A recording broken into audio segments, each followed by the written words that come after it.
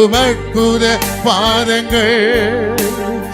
எனக்கு முன்னே செல்வதால் எனக்கில்ல கவலை. காற்றையும் கடலையும் அதட்டின உமற்புத வார்த்தைகள். எனக்கு முன்னே செல்வதால் எனக்கேது கவலை.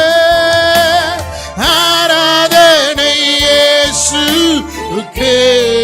சொல்லுங்க சத்தமா, ஆராதனை இயேசு. நல்ல கை உயர்த்தி சத்தத்தோடு ஆராதனை இயேசுவுக்கே.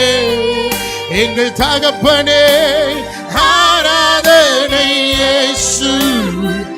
ஒரு விசை கூட ஆராதனை